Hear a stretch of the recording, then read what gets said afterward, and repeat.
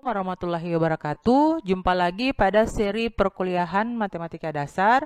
Hari ini kita akan melanjutkan pembahasan tentang proposisi ya. Jadi setelah kita memahami proposisi dan operasi logis yang menghubungkan proposisi, selanjutnya kita akan membahas tentang argumen dan deduksi. Pada video kali ini kita akan mengetahui tentang yang pertama argumen, yang kedua tentang pada saat kapan argumen itu dikatakan valid atau sah dan pada saat kapan argumen dikatakan tidak valid atau tidak sah. Setelah itu kita akan melanjutkan ke deduksi natural yang terbagi menjadi rules of inference atau aturan penarikan kesimpulan dan rules of replacement atau aturan penggantian.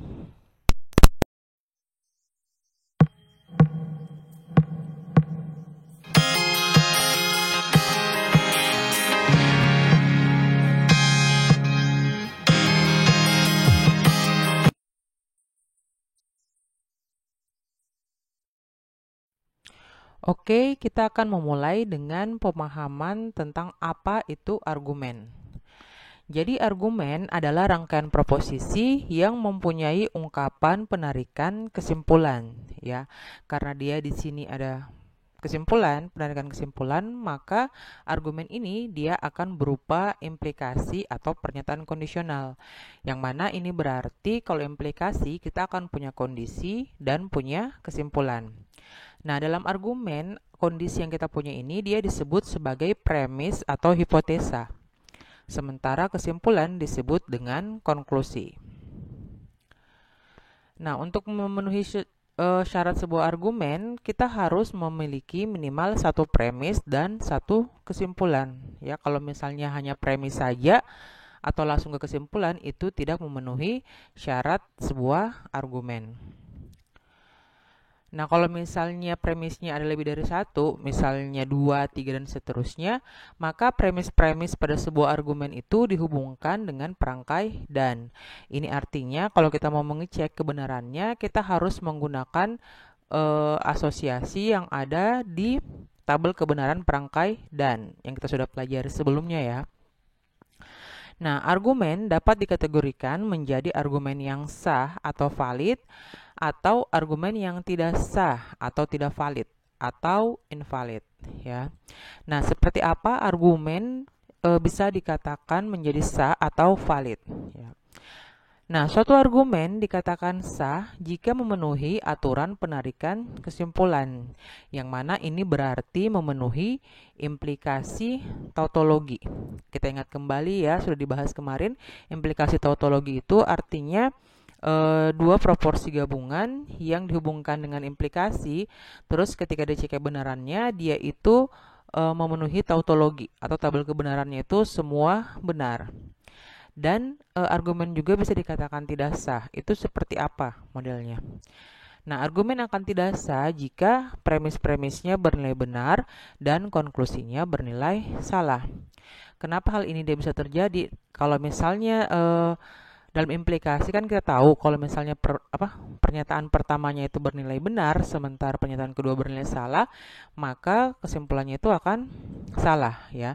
Sehingga kalau dalam kasus tautologi, kalau kita punya premisnya bernilai benar terus dihubungkan sama konklusi yang bernilai salah menggunakan implikasi, maka tidak mungkin tercipta tautologi karena dia bernilai nol atau salah tadi ya. Terus kondisi yang kedua, kalau premis dan konklusinya semuanya benar, tetapi konklusi bukan diturunkan dari premis.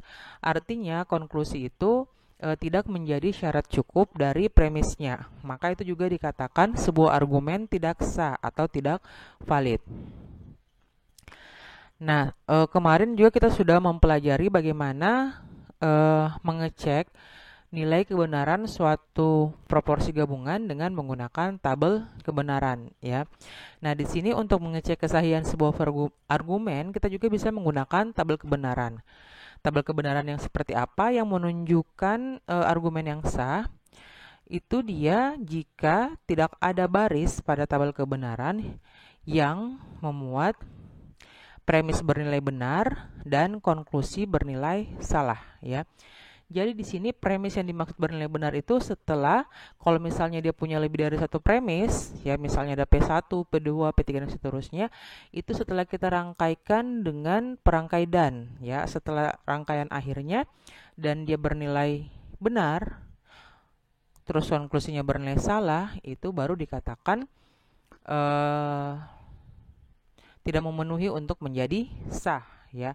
Tapi kalau misalnya kita punya lebih dari satu premis, terus ada premis yang bernilai benar dan ada yang bernilai salah, maka itu dia bisa saja argumennya itu dia sah ya. Kenapa seperti itu? Karena kalau misalnya kita punya dua premis ya, satunya itu ada misalnya premis pertama P1, terus ada P2, sementara P1-nya bernilai benar. P2-nya bernilai salah ya. Kita ingat kembali karena dirangkaikan dengan kata dan, berarti benar dan salah kan artinya salah. Sementara dalam implikasi kalau salah maka salah itu dia benar ya. Artinya kita bisa mengatakan argumen itu dia sah. Ya, jadi catatannya kalau premis yang dimaksud di sini artinya kalau premisnya lebih dari satu setelah dirangkaikan dengan dan baru bernilai benar ya. Itu baru kita menyatakan argumen itu dia tidak memenuhi menjadi sah ya. Atau dengan kata lain, argumen tidak sah jika ada baris pada tabel kebenaran yang memuat premis bernilai benar dan konklusi bernilai salah. Kita lihat contohnya. Kita mulai dengan contoh pertama. Di sini kita punya dua premis. Premis yang pertama itu, jika ia hewan, maka ia mempunyai sayap. Premis yang kedua, kucing adalah hewan. Konklusinya, kucing mempunyai sayap. Ya. Nah, di sini kita bisa melihat kalau premis yang pertama itu nilainya salah. Kenapa salah? Karena ada hewan yang tidak mempunyai sayap. Makanya pernyataan ini tidak bisa berlaku. Pernyataan yang kedua, dia bernilai benar ya karena kucing adalah hewan. Terus premisnya kesimpulannya bagaimana? Kucing mempunyai sayap. Benar apa enggak? Sudah jelas salah ya. Nah, jadi di sini kita lihat kalau misalnya premisnya salah dan salah sama benar, kita hubungkan dengan perangkai dan salah dan benar itu apa hasilnya? Hasilnya adalah salah ya. Setelah itu kita hubungkan dengan perangkai jika maka atau implikasi salah maka salah, kesimpulannya adalah benar ya. Sehingga ini kita bisa mengatakan memenuhi aturan implikasi. Selain itu yang menguatkan kalau ini argumen ini dia sahih itu adalah dia memenuhi aturan implikasi logis yang sudah Ibu perkenalkan di pembelajaran sebelumnya. Yaitu yang kalau kita punya pernyataan P maka Q, terus kita punya P, maka kesimpulannya adalah Q. Ya, kemarin itu ini dikenal dengan istilah modus ponens. Jadi walaupun kesimpulannya salah, terus ada premisnya yang bernilai salah, tetap bisa dikatakan sebagai argumen yang sah atau valid. Nah, sekarang kita lihat contoh untuk argumen yang tidak sah. Kita lihat dulu untuk kondisi yang pertama ya. Jadi kondisi yang pertama tadi premisnya kedua-duanya bernilai benar, semuanya bernilai benar, sementara kesimpulannya itu salah. Di sini premis pertama, semua hewan mamalia berkembang biak dengan cara melahirkan. Yang kedua, semua manusia berkembang biak dengan cara melahirkan. Kesimpulannya, manusia adalah hewan mamalia. Kita lihat premis 1 itu bernilai benar ya. Ini benar kalau semua hewan mamalia itu dia melahirkan. Itu ciri khasnya dari hewan mamalia. Yang kedua, benar juga kalau manusia itu berkembang biak dengan cara melahirkan. Kesimpulannya bagaimana? Kesimpulannya sudah jelas salah karena manusia bukan hewan mamalia ya. Nah, dari sini itu argumennya tidak valid. Kenapa tidak valid? Tadi sudah saya jelaskan, kalau kita hubungkan dengan perangkai dan premis-premisnya, ini berarti kan benar dan benar ya. Kalau benar dan benar, berarti kesimpulannya benar. Lalu dihubungkan dengan kesimpulan yang salah, benar maka salah, itu menghasilkan kesimpulan yang salah ya, atau implikasi logisnya itu dia salah.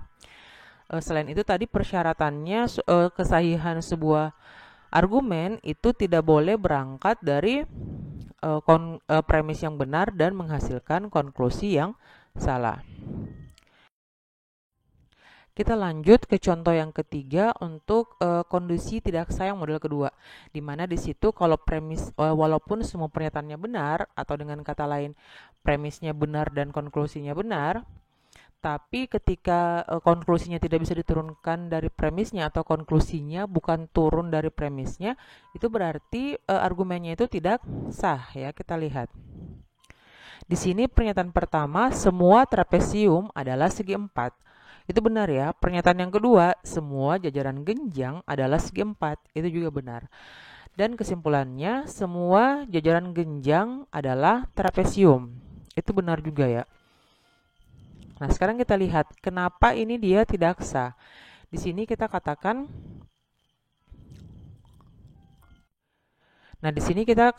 kalau tadi di pernyataan pertama semua trapesium itu segi 4. Terus pernyataan keduanya jajaran genjang juga segi 4. Tapi kita menyimpulkan kalau jajaran genjang adalah trapesium ya. Walaupun pada kenyataannya itu benar, tapi ini tidak diturunkan dari sini. Jadi bukan berasal dari sini pernyataannya ya.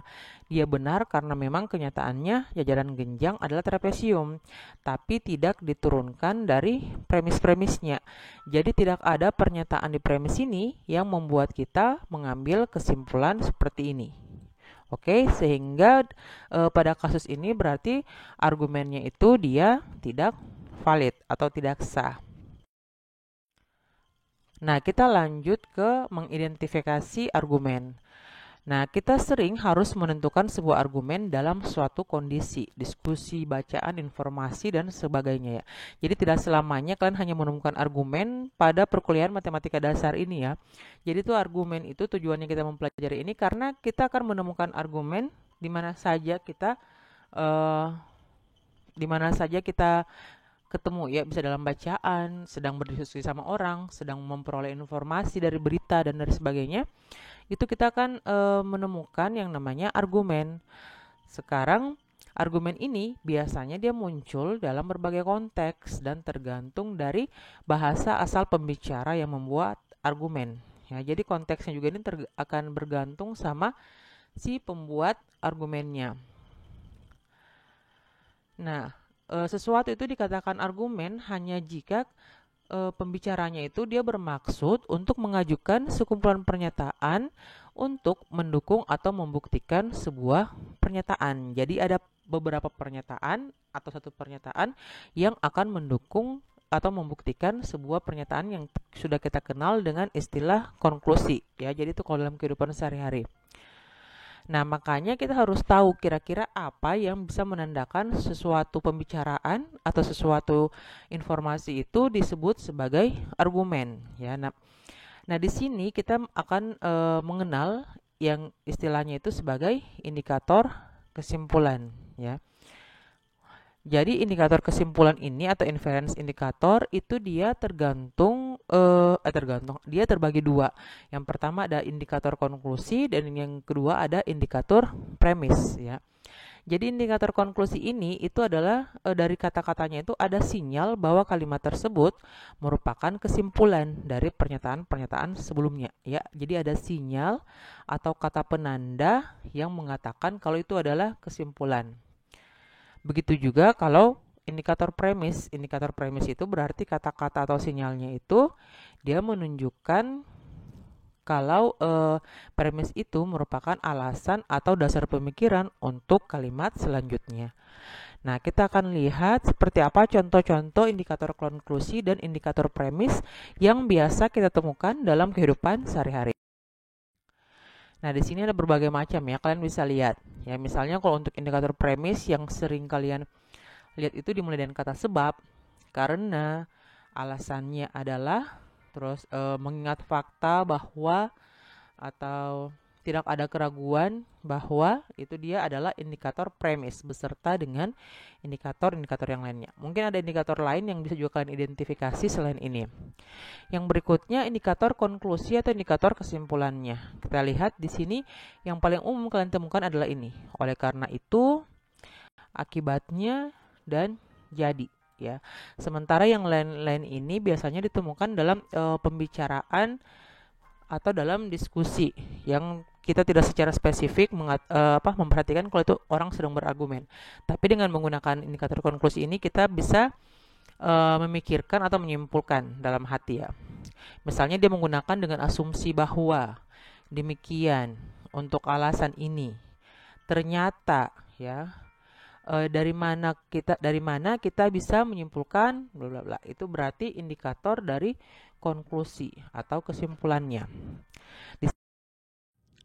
Di sini saya memberikan contoh beberapa paragraf dari suatu artikel, ya. Jadi artikel ini dimulai dengan pernyataan akhir-akhir ini banyak terjadinya pembabatan hutan besar-besaran secara ilegal di hutan Kalimantan. Tidak hanya penebangan, beberapa lahan hutan dibakar guna mempercepat proses pembabatan pohon-pohon. Pembabatan hutan adalah untuk pengalihan fungsi lahan menjadi perkebunan pohon kelapa sawit. Pendapatan yang menggiurkan dari industri kelapa sawit menghalalkan pengalihan fungsi lahan hijau menjadi kebun kelapa sawit. Oknum-oknum tidak bertanggung jawab pun berdatangan, bermigrasi menguasai daerah. Akibatnya, tidak hanya masyarakat lokal yang mengalami kerugian dengan kehadiran para pendatang yang mengambil alih ladang mata pencaharian, juga keragaman hewani dan hayati yang tergusur tempat tinggalnya. Ya, di sini kita bisa lihat walaupun tidak ada indikator premisnya, di sini hanya ada indikator konklusi, tapi kita bisa meyakinkan kalau argumen ini terdiri dari premis-premis yang mana mendukung konklusi ini. Oke, ini kalau dalam argumen atau bacaan yang sering kita temukan dalam kehidupan sehari-hari. Kita lanjut ke contoh berikutnya. Di sini ada contoh argumen yang sering kita ketemukan di kehidupan sehari-hari tapi dibuat dalam bentuk bahasanya lebih baku, ya. Jadi di sini setiap kecamatan di Muna memiliki minimal 50 kepala keluarga yang tinggal di wilayahnya. Baruga adalah sebuah kecamatan. Baruga memiliki 20 kepala keluarga yang tinggal di wilayahnya. Jadi Baruga bukan di Muna. Kenapa bukan di Muna? Karena kalau di Muna itu apalagi sudah ditemukan datanya kalau dia minimal punya 50 kakak. Berarti kalau yang lebih dari itu bukan ada di Muna. Jika Baruga bukan di Muna, maka Baruga ada di Kendari. Kesimpulannya apa? Kita lihat. Ini premis-premisnya yang Ibu pisahkan, ya. Jadi yang pertama itu ada premis ini, 3 premis, ya. Dari sini kita simpulkan kalau Baruga itu bukan di Muna. Tunjukkan dengan ada kata jadi di sini. Setelah itu kita punya premis tambahan. Dengan menggunakan kesimpulan dari yang premis awal tadi, kita punya premis baru juga. Lalu kita mendapatkan kesimpulan baru kalau Baruga itu ada di Kendari, ya. Karena pertama kita punya Baruga bukan di Muna. Terus jika Baruga bukan di Muna, maka Baruga ada di Kendari. Kita menyimpulkan Baruga ada di Kendari, ya. Ini dia mengikuti pola apa? Kalau ingat yang contoh pertama tadi, dia itu agak mirip, ya. Dia itu mengikuti pola modus ponens. Kita lanjut ke contoh berikutnya. Contoh ini beberapa orang menghadiri ceramah agama. Beberapa orang yang menghadiri ceramah agama tidak mempercayai adanya Tuhan. Namun beberapa orang yang tidak menghadiri ceramah agama mempercayai adanya Tuhan. Jadi apakah seseorang mempercayai adanya Tuhan atau tidak ditentukan oleh kehadiran mereka pada ceramah agama. Di sini Ibu mau menunjukkan caranya kita mengidentifikasi argumen, mana yang jadi premis, mana yang jadi kesimpulan. Nah, ini dari paragraf ini kita bisa pisah-pisah seperti ini, ya. Kita punya proporsi pertama ini, yang kedua yang setelah kata namun, ya, terus ada yang ketiga. Itu ketiga ini kelihatan kalau dia itu adalah kesimpulan atau konklusi karena ada indikator konklusinya, yaitu kata jadi, ya. Nah, kita bisa lihat pernyataan ini bisa kita tuliskan seperti ini. Kita punya 1 dan 2, terus kita simpulkan 3, ya. Jadi ini kesimpulannya. Kita lanjut ke contoh berikutnya. Di sini pernyataannya, semua atlet hebat mengkonsumsi makanan sehat. Sebab semua atlet hebat berlatih dengan keras dan makanan sehat dibutuhkan untuk latihan keras. Sekarang kita lihat, kalau kita pisahkan seperti ini ya. Ini pernyataan pertama, terus pernyataan kedua, dan pernyataan ketiga. Sekarang pertanyaannya, mana yang premis, mana yang konklusi? Ya. Nah, kita punya tadi indikator premis itu adalah sebab. Artinya yang setelah kata sebab ini dia merupakan premis ya. Jadi premisnya yang ini yang kedua dan yang ketiga. Mana konklusinya? Konklusinya itu yang di awal ya. Nah, jadi kita punya 2 dan 3, kesimpulannya adalah 1. Kita lanjut ke contoh berikutnya. Sebab selama pandemi COVID-19, kita semua sudah merasa lelah dengan fakta bahwa ekonomi tidak berjalan dengan baik. Jadi, ini waktunya untuk berubah. Mengingat ini adalah waktunya untuk perubahan, kita harus memilih calon kepala daerah yang paling ingin mengubah banyak hal. Lakembang menginginkan lebih banyak perubahan dibandingkan Labunga. Jadi, kita harus memilih Lakembang. Ya, kita lihat di sini banyak jadi, banyak ada juga sebab. Mana kira-kira yang menjadi premis dan konklusinya. Nah, kita pisahkan ya. Terus kita menandai sebab tadi itu adalah indikator apa? Indikator premis. Terus ada 2 yang indikator konklusinya. Kita lihat ya. Jadi yang pertama dia jelas premis karena ada indikator premisnya. Terus dia punya 2 pernyataan tambahan yang merupakan konklusi dari pernyataan satu ini ya. Jadi dia ada konklusi awal tadi di sini. Terus ini ada 3 pernyataan ya. Pernyataan kedua, ketiga, dan keempat. Setelah itu pernyataan yang ini dia digabung ya, digabung dan dia membawa kita ke konklusi akhir yang mana itu adalah pernyataan 5 ya. Jadi kita harus memilih Lakembang. Jadi dia ini kasusnya seperti pada contoh keempat tadi ya, tentang kecamatan.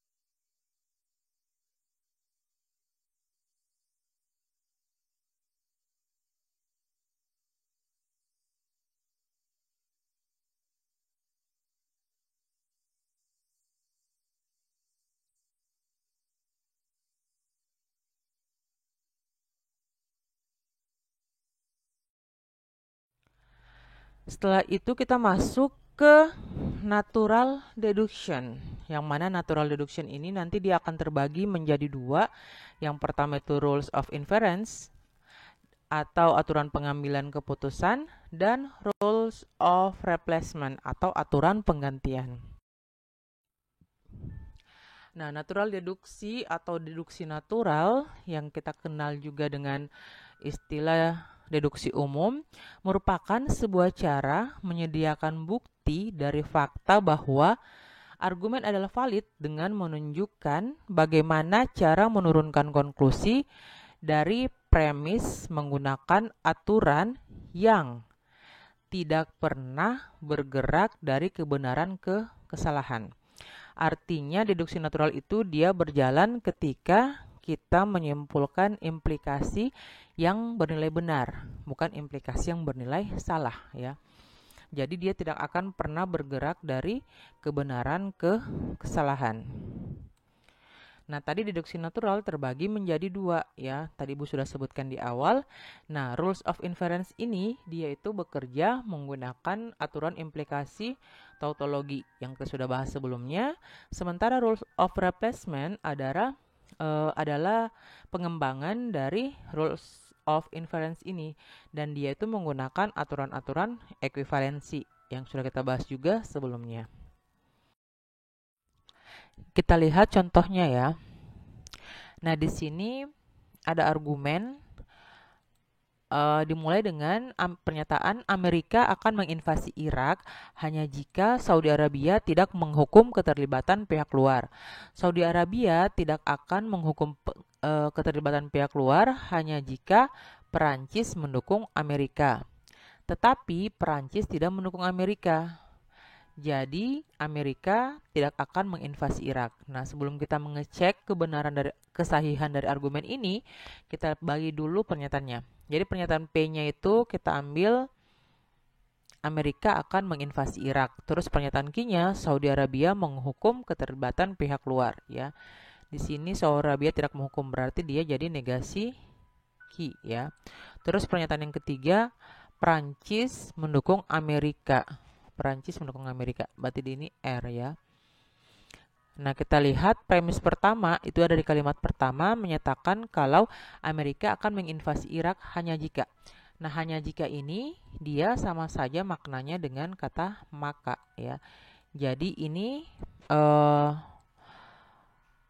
proporsinya bisa kita tuliskan P maka negasi Q ya. Terus premis yang kedua itu dimulai dari sini. Itu berbunyi negasi Q maka R ya. Saudi Arabia tidak akan menghukum keterlibatan pihak luar. Itu dia negasi Q lagi ya. Hanya jika tadi adalah maka R, Perancis mendukung Amerika. Maka premis kedua kita negasi Q maka R. Premis yang ketiga, ingat tetapi berarti dan, Perancis tidak mendukung Amerika, berarti negasi R ya. Kesimpulannya adalah negasi P, Amerika tidak akan menginvasi Irak. Kita lihat pembuktian kesahihannya menggunakan tabel kebenaran.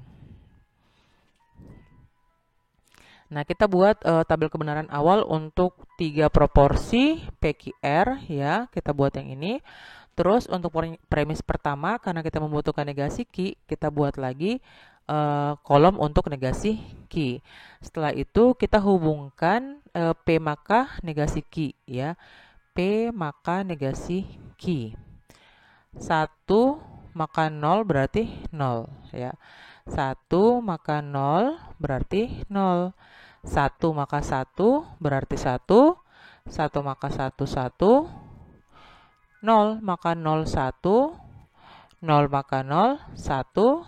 0 maka 1 1. 0 maka 1 1. Oke, kita dapatkan kolom untuk premis pertama ya, P maka negasi Q.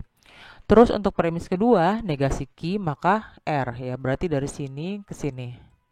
Nah, setelah kita hubungkan dengan perangkai jika maka, ingat kembali perangkai jika maka atau implikasi hanya bernilai salah ketika pernyataan pertamanya benar dan pernyataan keduanya salah. Kita lihat ya, ini bernilai salah dia di sini sama yang ini ya. Selain daripada itu dia bernilai benar. Oke, kita dapatkan tabel kebenaran untuk premis kedua.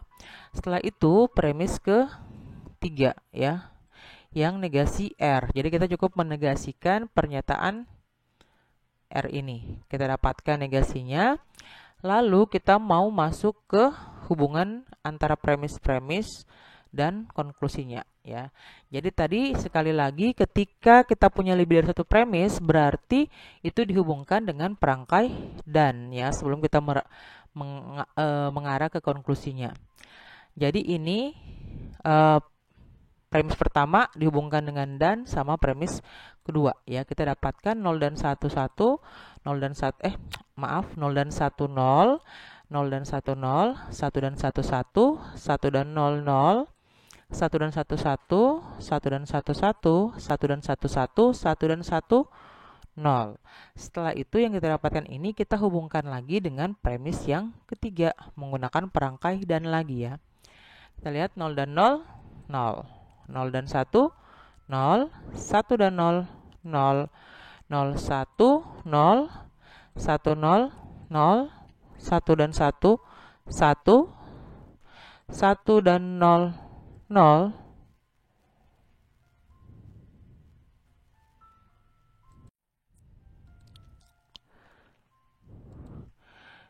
Di sini tadi 1 dan 0 itu dia maunya 0 di sini ya. 0 bukan 1. Oke. Salah tulis. Lanjut, nah setelah kita punya kesimpulan dari ketiga premis ini yang digambarkan di kolom yang ini, selanjutnya untuk melihat dia tautologi atau bukan, kolom yang ini kita hubungkan dengan kesimpulannya menggunakan aturan implikasi. Kalau kita dapatkan semuanya tautologi, berarti argumen ini dia sah ya. Kita cek 0 maka 0 berarti benar ya atau 1. 0 maka 0, 1. 0 maka 0, 1. 0 maka 0, 1. 0 maka 1, 1. 1 maka 1, 1. 0 maka 1, 1. 0 maka 1, 1. Ya, kita dapatkan dia adalah tautologi. Sehingga kita bisa mengatakan kalau argumen di contoh 8 ini dia itu sah ya atau valid. Oke. Nah, tadi saya juga sempat menyinggung di awal selain menggunakan tabel kebenaran ini, kita akan mencoba membuktikan kesahihan dengan cara yang lain. Karena kenapa? Kalau misalnya kita punya lebih dari 3 premis, 4 premis, 5 premis, dan seterusnya, maka sudah pasti kita akan bukan premisnya ya, banyak jenis proporsinya yang banyak, sudah pasti kita akan tidak efektif jika menggunakan tabel kebenaran. Nah, kita lihat di sini bentuk lain pembuktian untuk kesahihan dari argumen ini.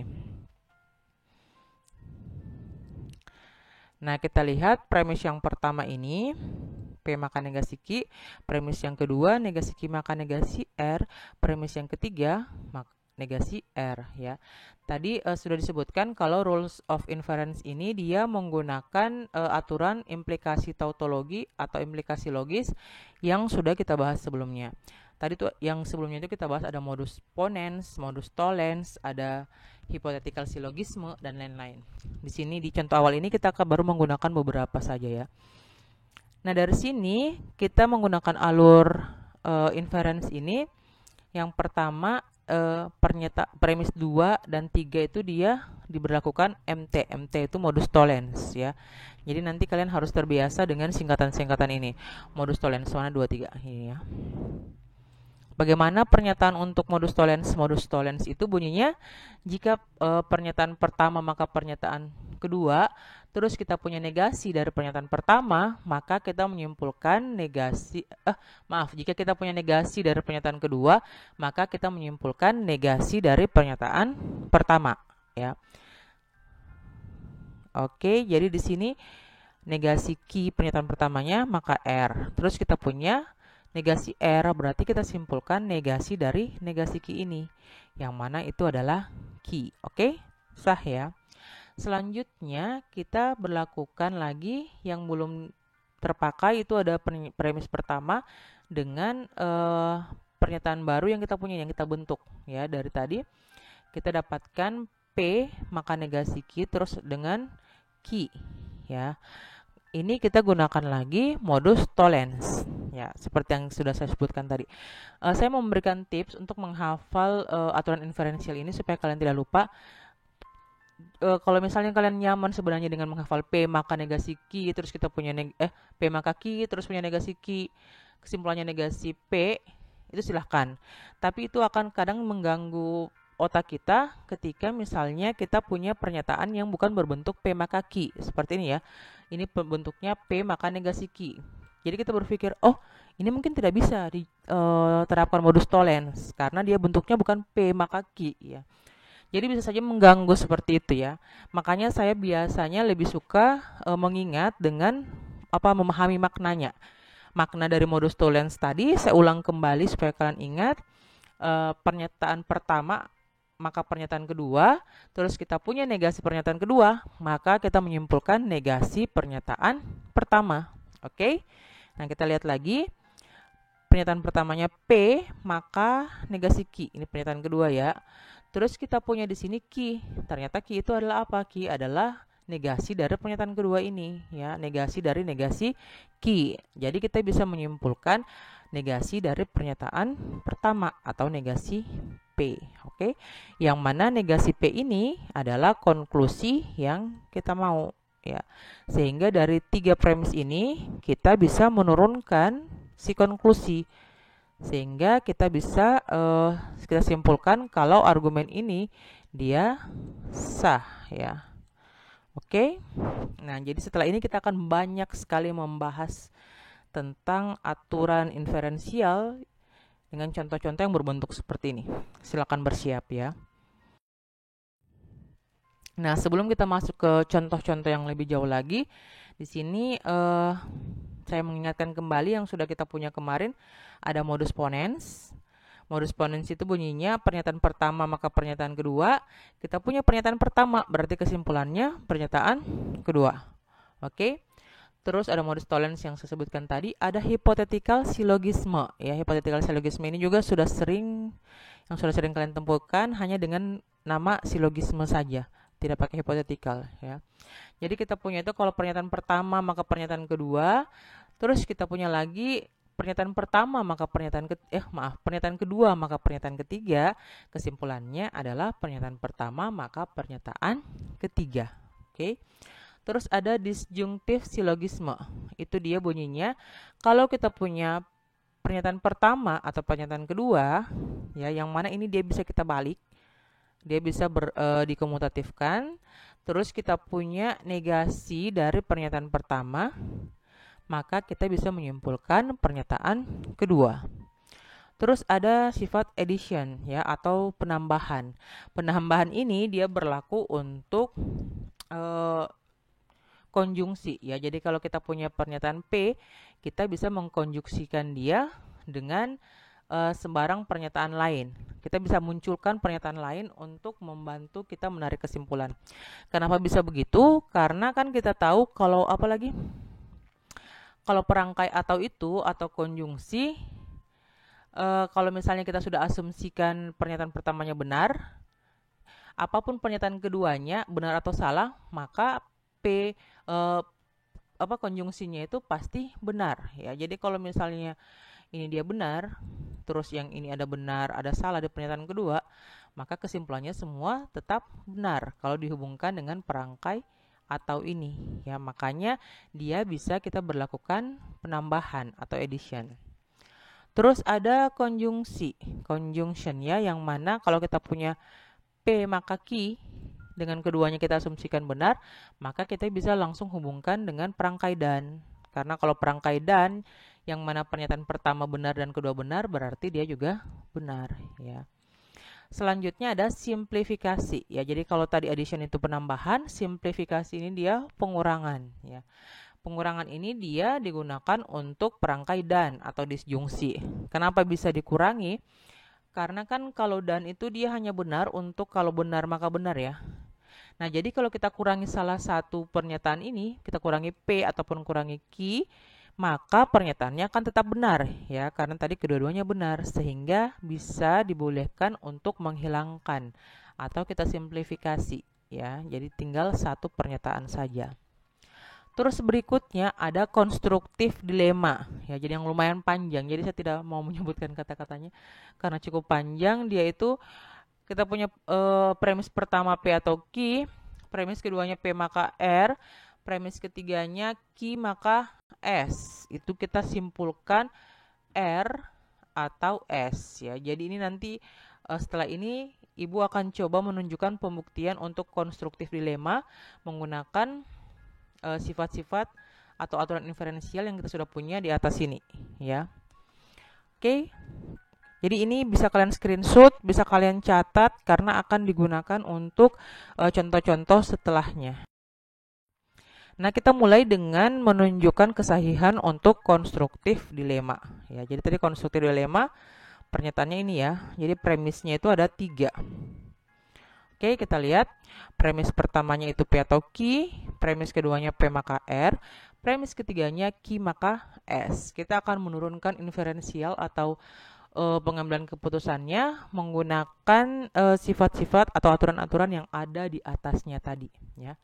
Dan juga ada beberapa di sini sifat menggunakan sifat-sifat ekuivalensi. Yang pertama kita punya untuk tambahan yang barunya itu adalah negasi P maka Q. Dari mana kita dapatkan ini? Itu dari satu yang menggunakan aturan atau ekuivalensi implikasi ya. Satu itu P maka Q. Kenapa bisa jadi begini? Kita ingat kemarin kalau P maka Q itu dia ekuivalen dengan apa? Negasi P atau Q. Karena ekuivalen berarti kita bisa juga berlakukan sebaliknya. Kalau kita punya negasi P atau Q, kita bisa merubah menjadi hubungan implikasi ini. Kita punya negasi pernyataan pertama atau pernyataan kedua, maka kita bisa mengekuivalenkan menjadi pernyataan pertama maka pernyataan kedua. Ya. Jadi si P atau Q di premis 1 ini kita buat menjadi negasi pernyataan pertama, berarti negasi P implikasi terhadap pernyataan kedua atau Q. Oke. Jadi kita rubah sudah jadi ini ya. Setelah itu, setelah kita punya si 4 ini ternyata bisa membantu kita dengan premis-premis yang lain. Nah, kita lihat mana kira-kira yang bisa kita operasikan ya. Jadi si 4 ini kita bisa operasikan dengan yang mana? Ternyata dia bisa kita operasikan dengan yang ketiga. Kenapa ketiga? Karena ada pernyataannya dia yang sama ya. Ada proporsinya yang sama. Di sini sama-sama pakai Q. Nah, sama-sama kalau ada yang sama begini, dia bersilang tempat, berarti kita bisa gunakan silogisme atau hypothetical silogisme ya. Jadi ini urutan penulisannya itu tergantung mana yang jadi premis pertama, mana yang premis kedua ya. Jadi ini yang premis pertamanya adalah 4, terus premis keduanya adalah yang pernyataan ketiga ini. Makanya kalau di hypothetical silogisme tadi kita punya pernyataan pertama maka pernyataan kedua, terus pernyataan kedua maka pernyataan ketiga. Kita simpulkan kita simpulkan pernyataan pertama maka pernyataan ketiga ya. Oke. Nah, selanjutnya kita lihat lagi si 5 ini kita bisa hafalkan ya. Karena di sini kita masih punya pernyataan kedua yang belum kita sentuh-sentuh istilahnya ya. Tapi di sini kelihatan kalau bentuknya itu tidak ada hubungan sama sekali, tidak ada yang sama kan? Di sini negasi P, di sini P, terus di sini R, di sini S. Apa yang akan kita lakukan? Nah, ternyata bentuk dari pernyataan kelima ini bisa kita rubah atau kita bisa cari bentuk ekuivalennya supaya bisa kita operasikan dengan premis yang kedua ini. Bagaimana caranya? Kita ingat kemarin implikasi itu dia berekivalen dengan kontrapositifnya ya. Jadi kontrapositif itu kemarin kalau kita punya P maka Q, kontrapositifnya berarti negasi Q maka negasi P ya. Sehingga bentuk Si 5 tadi ini bisa kita rubah ke bentuk ini. Oke. Jadi tinggal balik dan dinegasikan. Kita balik jadi S jadi ke depan, ambil negasinya negasi S. Ya, terus P jadi ke belakang, terus ambil negasinya negasi P jadi P. Sehingga kita punya pernyataan yang keenam, negasi S maka negasi P. Lalu setelah dapat ini kita mengecek kembali yang kedua tadi. Ternyata sudah ada yang sama, kita sudah punya di sini P dan P ya sama. Oke. Nah, berarti kita kalau ada yang sama dan bersilangan, kita bisa gunakan apa tadi? Bisa gunakan silogisme atau hypothetical syllogism. Kita mulai dari yang pernyataan ini pernyataan ke berapa? Ke-6 ya. Ya, bukan ke-5. Ini pernyataan ke-6 ya, dikoreksi. Oke. Nah, pernyataan ke-6 dan pernyataan kedua ya. Ke-6 menuju ke 2. Oke. Nah, si HS tadi pernyataan pertama, maka pernyataan kedua, terus pernyataan kedua, maka pernyataan ketiga. Kita simpulkan pernyataan pertama, maka pernyataan ketiga. Jadi kita punya negasi S, maka R. Sudah dekat ini ke kesimpulannya ya, jadi sabar. Oke. Nah, kita lihat, loh, ini kan implikasi, sementara kita punya kesimpulannya itu dalam bentuk disjungsi atau. Bagaimana caranya? Kita kembali lagi ke sini tadi, ya. Menggunakan lagi aturan implikasi, ya, yang dari atau ke bentuk implikasinya. Nah, tadi kalau kita punya negasi pernyataan pertama atau pernyataan kedua, maka implikasinya jadi negasi dari pernyataan pertama, maka pernyataan kedua ya. Nah, pernyataan pertama kita punya negasi S. Terus pernyataan keduanya R. Dia berubah negasi dari negasi S jadi S. Terus R-nya tetap ya, terus dihubungkan dengan perangkai atau. Oke? Nah, ternyata masih belum sama lagi ya. Di sini S atau R, sementara yang kita mau itu R atau S ya. Tinggal kita gunakan lagi sifat ekuivalensi yang kita sudah punya dan sudah Ibu sebutkan di video sebelumnya, yaitu ada sifat komutatif ya atau pertukaran, di mana komutatif ini dia berlaku di disjungsi maupun konjungsi. Jadi tinggal bisa kita putar-putar. Nah, jadi S atau R ini langsung bisa kita rubah jadi R atau S dengan menggunakan sifat komutatif. Jadilah kesimpulan kita kalau konstruktif dilema ini dia adalah pernyataan yang sah. Oke. Kita lanjut ya ke contoh-contoh lagi. Oke, kita lanjut ke contoh berikutnya. Nah, di sini kalau kelihatannya agak rumit karena panjang sekali sepertinya, tapi sebenarnya enggak ya. Di sini kita punya premisnya ada 3 premis. Ini premis pertama, premis kedua, dan premis ketiga. Kesimpulannya itu P maka S ya. Kita lihat. Cuma diselesaikan dalam 5 langkah ya. Kita lihat premis pertamanya itu P maka Q atau R. Ingat, kita harus perhatikan tanda kurungnya ya. Tanda kurung itu menunjukkan dia satu kesatuan kayak ini.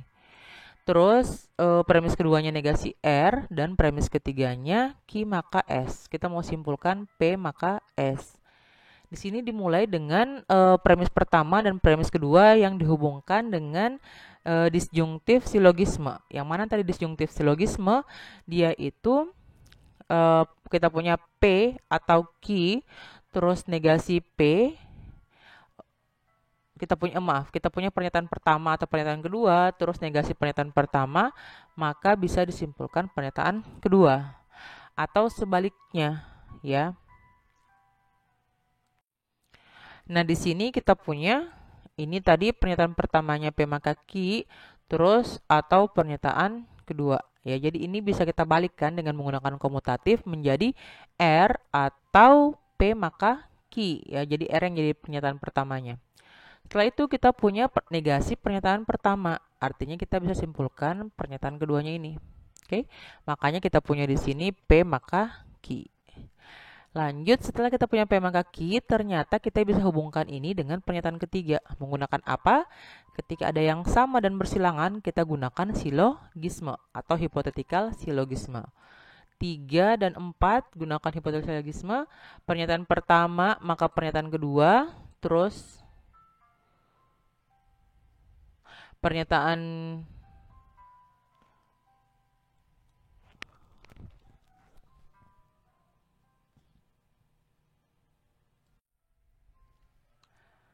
ini terbalik ya.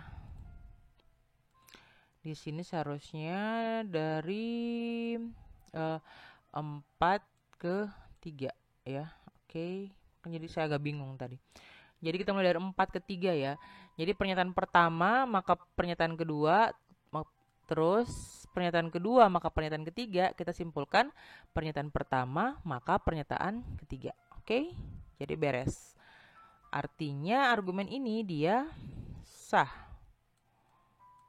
Kita lanjut ke contoh berikutnya. Oke, kita lihat contoh berikutnya ini. Kelihatannya sangat panjang ya premisnya. Padahal cuma premisnya yang panjang. Proses penarikan kesimpulannya cukup pendek ya. Kita lihat di sini ada 5 premis. Premis yang pertama itu negasi P, premis yang kedua R maka P, premis yang ketiga negasi S maka Q maka T, premis yang keempat R, premis yang kelima negasi T, dan kita hanya mau menyimpulkan Q ya. Simpel sekali kesimpulannya. Oke, kita lanjut dengan melihat premis-premisnya. Jadi sebelum kita memulai masuk ke membuat proporsi baru, kita lihat dulu di premis-premis ini kita bisa apakan atau kita bisa hubungkan dengan aturan inferensial yang mana, ya, aturan pengambilan keputusan yang mana. Nah, yang paling mudah dan biasanya bagus untuk kita jadikan awal adalah penggunaan modus tollens dan modus ponens ya. Jadi kita lihat cek pernyataan-pernyataan ini mana yang bisa kita terapkan modus tollens dan atau modus ponens. Ya, ternyata kita cek-cek mana di sini yang kira-kira bisa kita terapkan ya. Di sini kelihatan kalau 2 dan 4 bisa kita terapkan. Modus ponens. Terus ada lagi 3 dan 5 bisa juga kita terapkan modus tollens ya. Tapi tidak hanya asal diterapkan ya, kita cek dulu apakah setelah kita menerapkan ini kita bisa coba-coba hasilnya itu akan membantu kita dalam pengambilan keputusan atau tidak ya.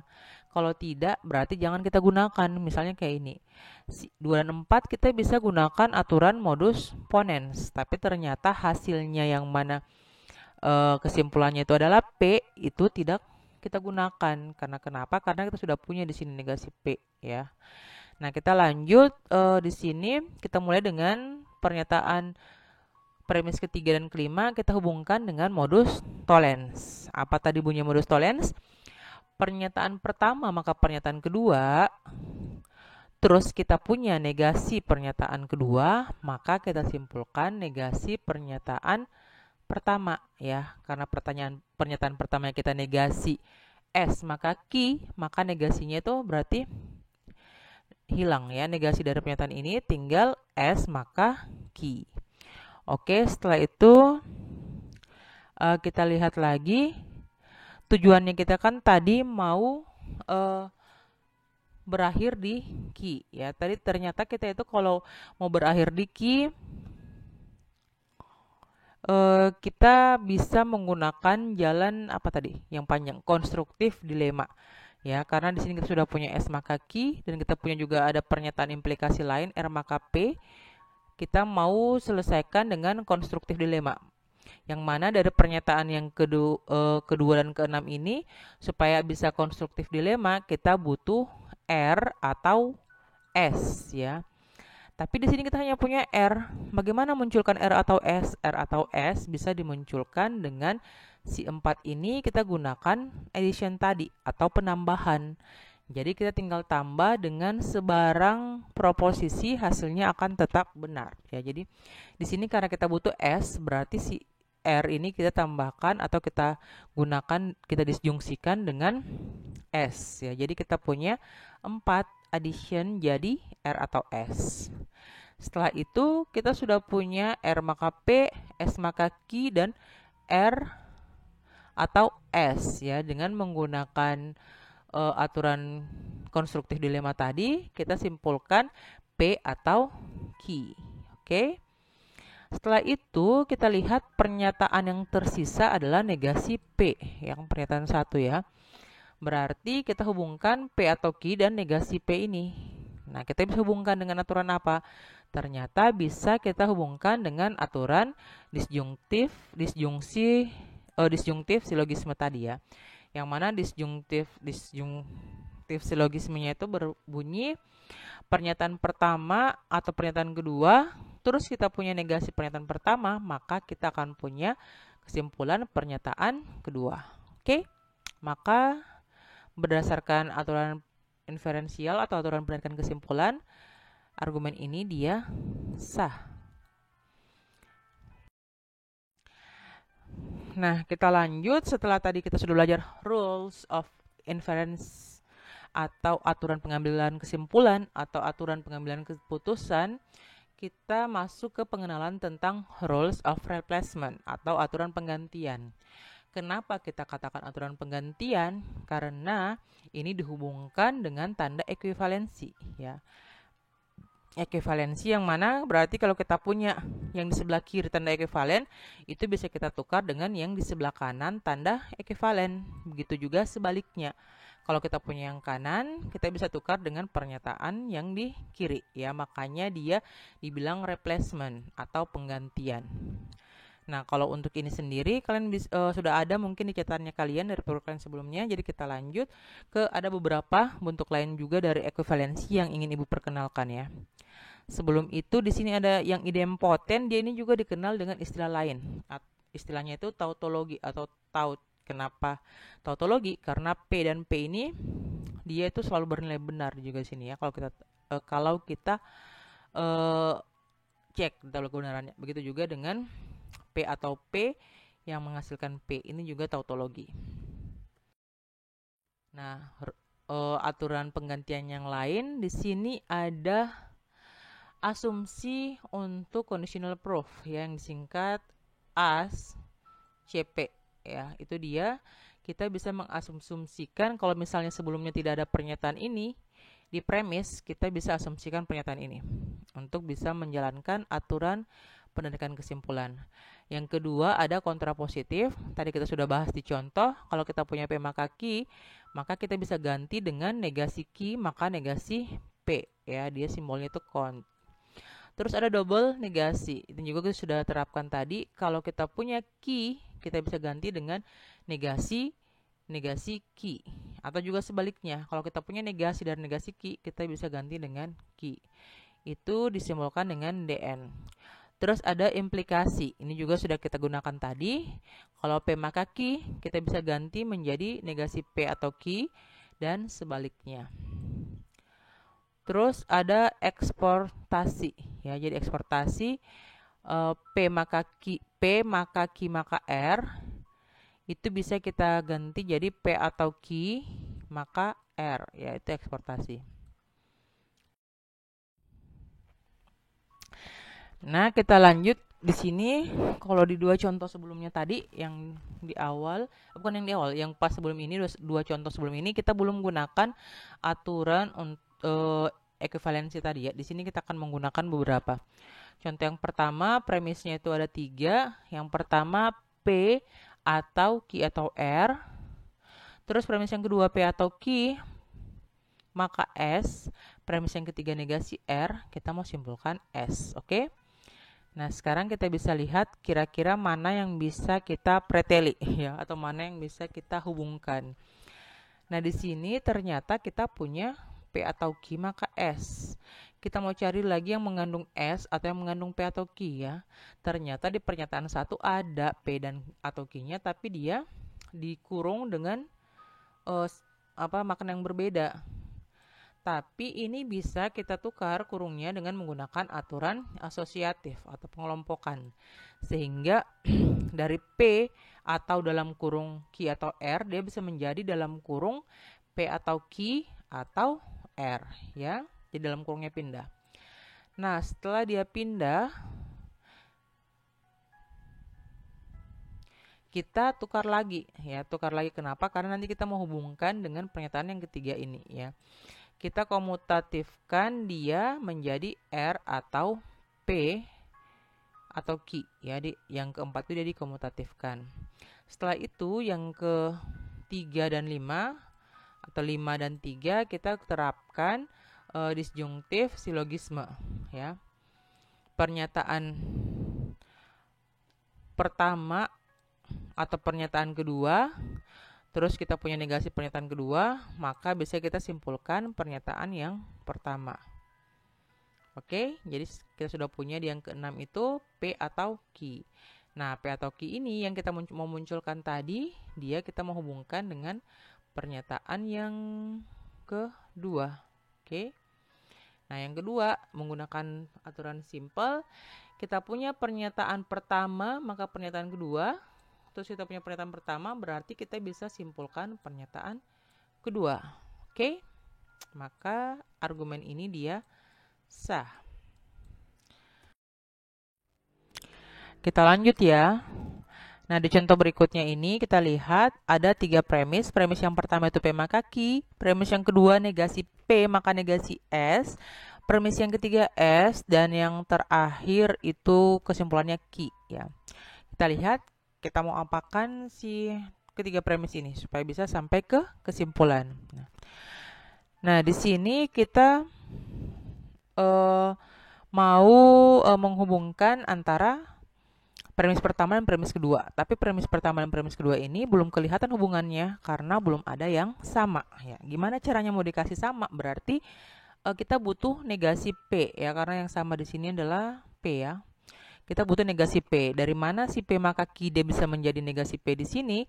Kita bisa menggunakan aturan ekuivalensi kontrapositif ya. Jadi dari P maka Q menjadi negasi Q maka negasi P. Oke, setelah itu kita sudah punya pernyataan keempat ini dan bisa kita hubungkan dengan pernyataan kedua menggunakan silogisme atau hypothetical silogisme. Jadi silogisme itu pernyataan pertama, maka pernyataan kedua, terus kita punya pernyataan kedua, maka pernyataan ketiga, kesimpulannya adalah pernyataan pertama, maka pernyataan ketiga. Nah, setelah itu kita sudah punya ini, sekarang kita mau gunakan modus apa yang menggunakan negasi? Menghilangkan negasi berarti kita kan mau ke Q ya. Ke Q itu berarti pertama kita harus hilangkan dulu negasi S ini dari pernyataan. Supaya hilang negasi S, kita bisa menggunakan modus tollens ya. Tapi di sini yang kita punya adalah S, bukan negasi S. Makanya kita munculkan dia dari mana? Dari S ini.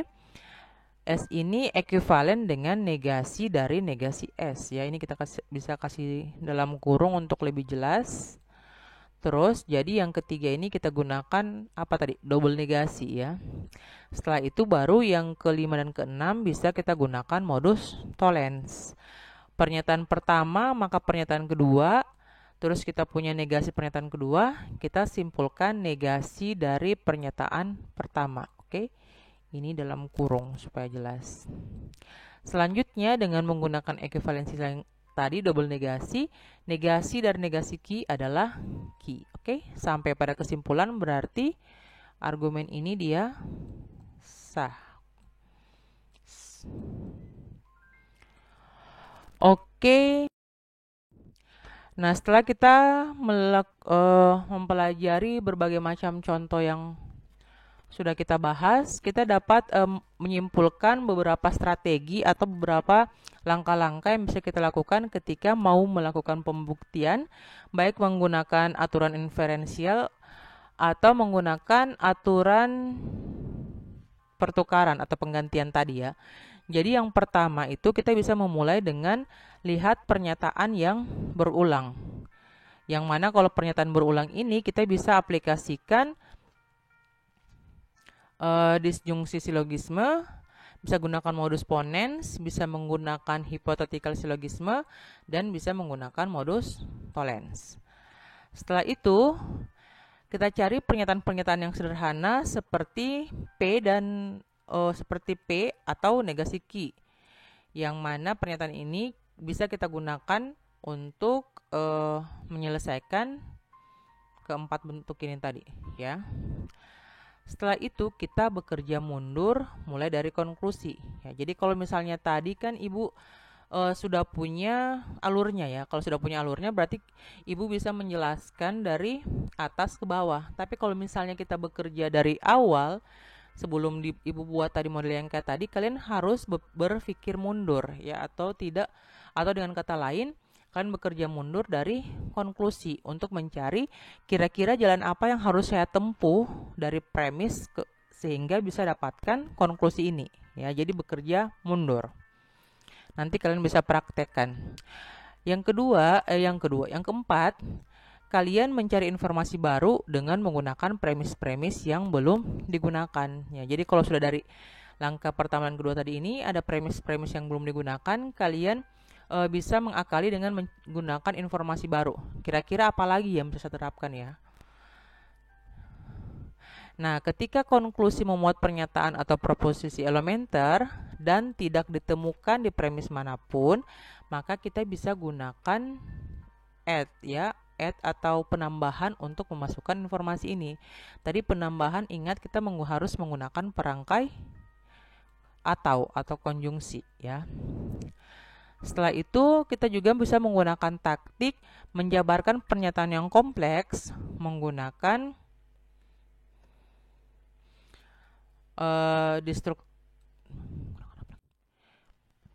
kita bisa menggunakan DM atau dalil De Morgan, bisa menggunakan simplifikasi ketika pernyataan yang kita punya itu menggunakan perangkai dan bisa juga menggunakan ekuivalensi ya, tergantung dari ekuivalensi apa yang kita punya. Nah, yang terakhir kita gunakan implikasi ketika kita mempunyai gabungan dari pernyataan kondisional dan disjungsi. Oke, demikianlah tadi pembahasan kita tentang argumen dan metode pembuktian deduksi yang terbagi menjadi aturan berdasarkan kesimpulan dan aturan penggantian ya. Semoga materinya mudah dipahami. Jika ada yang ingin tanyakan, silakan berikan komentar di kolom komentar. Terima kasih atas dukungannya. Assalamualaikum warahmatullahi wabarakatuh.